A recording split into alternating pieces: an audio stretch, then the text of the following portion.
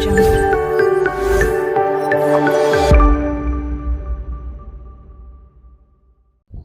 Hello everyone, today our learning about typhoid fever.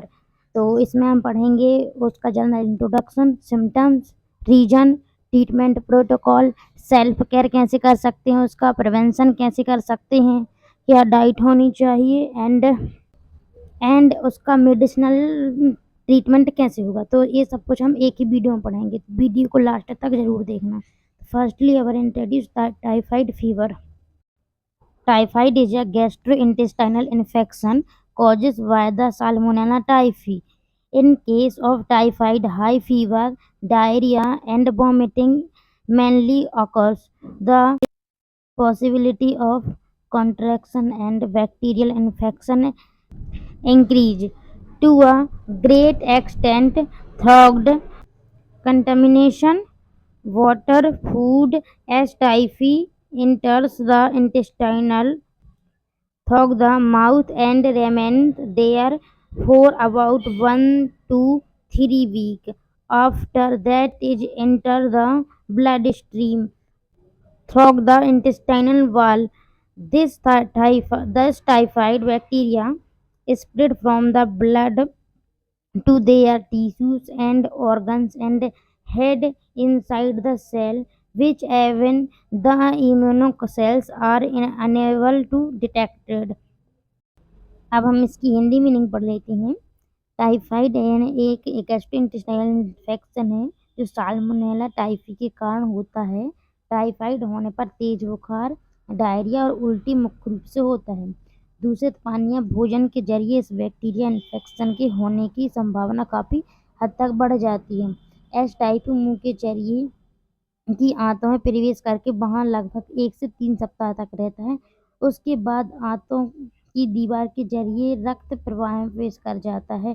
खून से typhoid bacteria अन्य ऊतकों और अंगों में फैलकर कोशिकाओं के अंदर छिप जाता है, जिसका पता प्रतिरक्षा कोशिकाएं भी नहीं लगा पाती हैं। इसका मतलब है जो टाइफाइड फीवर है वो एक बैक्टीरिया के इन्फेक्शन से होता है जिसका नाम है साल्मोनेला टाइफी। यह दूषित खाने एंड पानी से फैलता है, तो इसका ध्यान रखें। अब हम पढ़ेंगे सिम्टम्स ऑफ टाइफाइड फीवर। तो इसमें high fever, chills, loss of appetite, stomach pain, rose spot rashes, cough, muscles ache, headache, nausea and vomiting, diarrhoea and constipation. तो इसमें कुछ ज़्यादा समझाने की जरूरत है नहीं, आपको इन सब के बारे में मालूम ही होगा। इसमें क्या होता है, जो फीवर है ना वो थोड़ा थोड़ा हमेशा ही बना हुआ रहता है, कई बार ये सारे सिम्टम्स भी दिखाई नहीं देते। अब पढ़ेंगे इसका रीजन क्या है। टाइफाइड फीवर जो है वो दूषित खाने पानी से साल्मोनेला टाइफी के कारण होता है। इसमें हमारी जीभ पर वाइट स्पॉट भी आ सकते हैं। अब पढ़ेंगे प्रिवेंशन ऑफ टाइफाइड, मतलब हम टाइफाइड की रोकथाम कैसे कर सकते हैं। तो इसमें पहले है drinking safe and hygiene water, मतलब हमें साफ पानी पीना है। Washing hand thoroughly before intention of cooking and eating, मतलब खाना खाने से पहले और बनाने से पहले भी हाथों को अच्छी तरह से साफ करना है।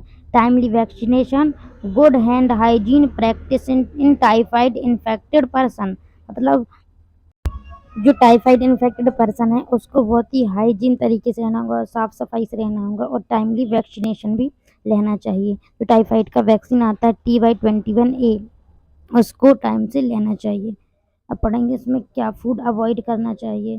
तो रॉ वेजिटेबल्स नहीं लेने चाहिए, dry fruits, spicy foods, nuts, fatty foods और होल ग्रेन्स जो होते हैं वो भी नहीं लेने चाहिए। सो I hope you understand.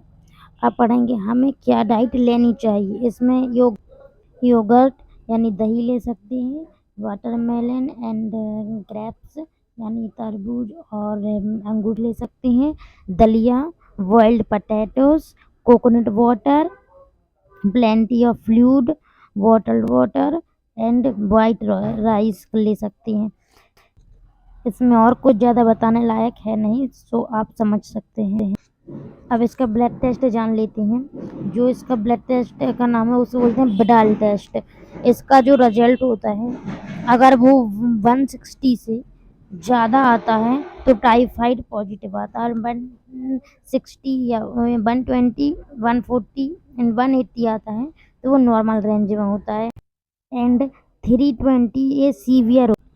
And इसका जो टेस्ट है वो कैसे होता है इसके बारे में मुझे कुछ ज़्यादा नॉलेज तो नहीं है, एक पैथोलॉजिस्ट ही बता सकता है। वीडियो पसंद आई तो please like subscribe and share ज़रूर करें। अब पढ़ेंगे हम इसका ट्रीटमेंट प्रोटोकॉल। जिसकी फर्स्ट ड्रग है वह सेफेलोएस्पिरिन एंटीबायोटिक कैटेगरी की ड्रग है, जो है सिफिडोक्सिम इंजेक्शन के फॉर्म में आता है, जो इंजेक्शन ही टाइफाइड में बैडली यूज किया जाता है। और इसका यूज जो है respiratory tract infection, skin infection, bone and joint infection, acute otitis media. जो ओटिटिस मीडिया है वो हमारे मिडिल एयर में इन्फ्लामेशन हो जाता है, उसे ही ओटिटिस मीडिया बोलते हैं। यूटीआई यानी urinary track infection, septicaemia, pelvic inflammatory disease, मतलब जो पेल्विक वाला पार्ट होता है हमारे स्टमक में नीचे का पार्ट, उसको ही पेल्विक बोलते हैं, उसमें इन्फ्लेमेशन हो जाना। इंट्रा एब्डोमिनल इन्फेक्शन, मतलब पेट के में कोई इन्फेक्शन हो जाना। मेनिंजाइटिस, मतलब ब्रेन की जो लेयर होती है मेनिंजाइट, उसमें सूजन आ जाना। Uncomplicated gonorrhea, surgical prophylaxis. इसका जो डोज है वो पेशेंट की कंडीशन के अकॉर्डिंग दिया जाता है, कई बार ये दोनों टाइम भी देना पड़ता है, सुबह शाम एंड दोपहर भी दे सकते हैं। अब सेकंड ड्रग है डम्पेरिडोन, जो कि एंटी सिकनेस ड्रग है, मतलब नोजिया एंड वॉमिटिंग के लिए इसका यूज होता है। It help you to stop feeling और बीइंग सिक, यानी नोजिया और वॉमिटिंग के लिए इसका यूज होता है। ये जो डम्पेरिडोन ड्रग है इसका यूज मौसम सिकनेस यानी ट्रेवल के टाइम होने वाली वॉमिटिंग के लिए भी किया जाता है, एंड किसी दूसरी ड्रग के यूज से होने वाली नोजिया एंड वॉमिटिंग के लिए भी इसका यूज होता है। जैसे सेट्राइऑक्सिन को आईवी देने से पेशेंट को उल्टी होने लगती है। इसके 80% चांसेस होते हैं कि सेट्राइऑक्सिन को आईवी देने से पेशेंट को उल्टी हो सकती है। कई बार पेशेंट को चक्कर भी आ जाते हैं। तो डम्पेरिडोन ड्रग है वो डॉक्टर की प्रिस्क्रिप्शन के बिना नहीं लेनी चाहिए। अब सेकंड ड्रग है वो एजिथ्रोमाइसिन, जो कि मैक्रोलाइड्स क्लास की एंटीबायोटिक ड्रग है। इसका जो यूज है वो ब्रोंकाइटिस, यानी हमारे ब्रोंकियल्स जो होते हैं उनमें इन्फ्लामेशन हो जाना किसी वायरस या बैक्टीरिया के इन्फेक्शन से, तो उसके लिए किया जाता है। Pneumonia, sexually transmitted disease and infections of the air, lungs, sinus, skin, throat and respiratory organs and typhoid fever, इन सब में इसका यूज किया जाता है। इन सब के बारे में आपको मालूम होगा इसलिए कुछ ज़्यादा बताने की ज़रूरत है या नहीं। जो इसका डोज है वो 500 mg की टैबलेट बीडी दे सकते हैं या नाइट के नाइट भी दे सकते हैं।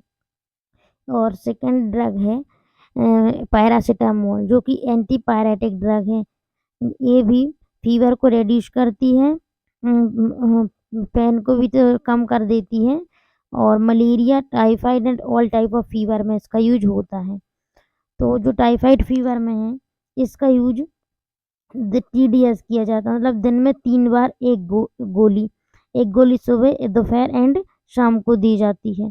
वैसे इसका कोई वैसे रूल होता नहीं है, तो ये दवाई सिर्फ पेशेंट को उसकी संतुष्टि के लिए दी जाती है, क्योंकि अगर बार बार फीवर आएगा तो पेशेंट को टेंशन भी हो सकता है, वो डिप्रेशन में भी जा सकता है, इसलिए इस दवाई को देते हैं कि बार बार फीवर ना आए। वैसे अगर किसी पेशेंट को मलेरिया टाइफाइड होता है तो जब तक इसका पूरा ट्रीटमेंट डोज नहीं हो जाता है तब तक फीवर आता ही है, तो इसमें कोई टेंशन लेने वाली बात नहीं है। इसमें से कोई भी दवा प्रिस्क्रिप्शन के बिना ना लें तो ज़्यादा बेहतर होगा।